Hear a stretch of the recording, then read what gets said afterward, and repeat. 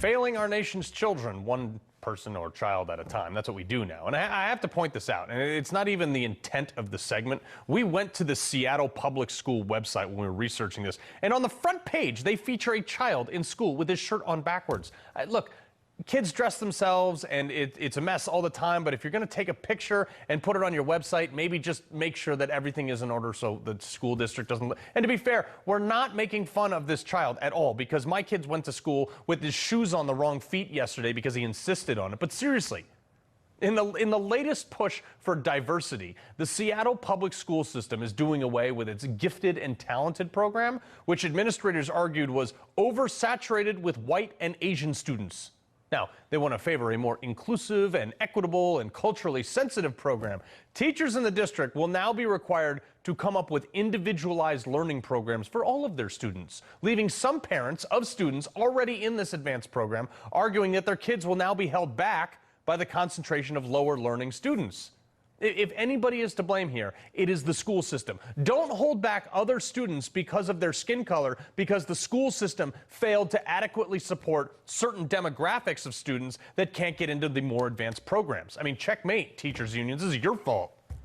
Defense of Freedom Institute spokesperson Angela Morbido and president of Parents Defending Education, Nicole Neily. Nicole, I look at this, and every single time, they never look at boosting people up and making people better. They always look at bringing people down to the lowest common denominator.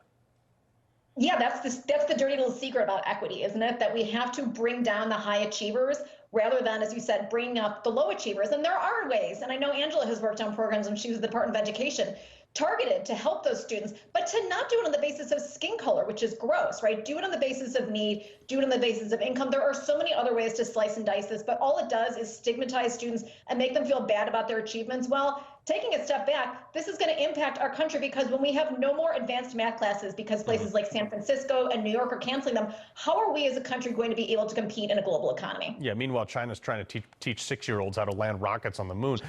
Check out these numbers, though, Angela, from the previous school. The program was about the advanced program was 52% white, 16% Asian, and just 3.4% black. Now, many parents are saying that, and I'm quoting here, this is them saying it, that the discrepancy were because white and Asian students worked harder. That's what they said.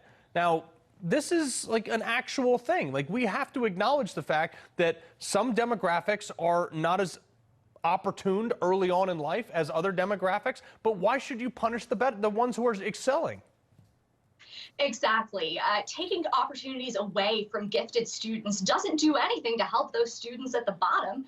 In reality, Seattle Public Schools should be trying to help all of its students, and that means treating them as individuals, not taking away opportunities from them based on the color of their skin.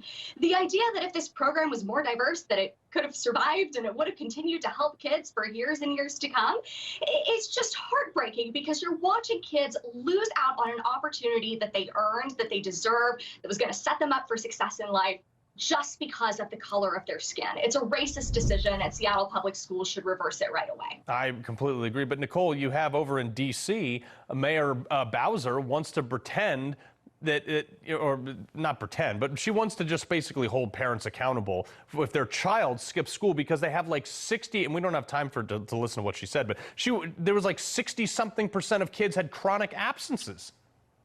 I love to see government officials start to use the word accountability, because let's talk about the teachers union's role in this. Keeping schools shut for over 2 years, shaking down the American school system, the American economy, demanding more money, Medicare for all, moratorium on charter schools, just to reopen schools, when we know that impacted disadvantaged students more than anybody else, right? Rich families were able to pay for tutors, whereas poor families were not. Sure. And so, yes, I love the accountability. Let's have a real accounting of everyone who kept schools closed and who hurt these students. Right. And Angela, that's important. Yeah, Angela, I want to give you the last 30 seconds here. Sure. Well, I think there's an easy solution to Mayor Bowser's problem of students aren't showing up to school. You got to let them go to schools where they want to be, schools that are meeting their needs. If she were to open up school choice and those students were headed to schools where their families wanted them to be, where they could learn and grow and thrive, this truancy problem would disappear in a snap. It's unbelievable. It's almost like a meritocracy will win out the day here. Maybe just make your kids go to school, and if they misbehave, discipline them. We don't do that anymore. Angela, Nicole, appreciate you.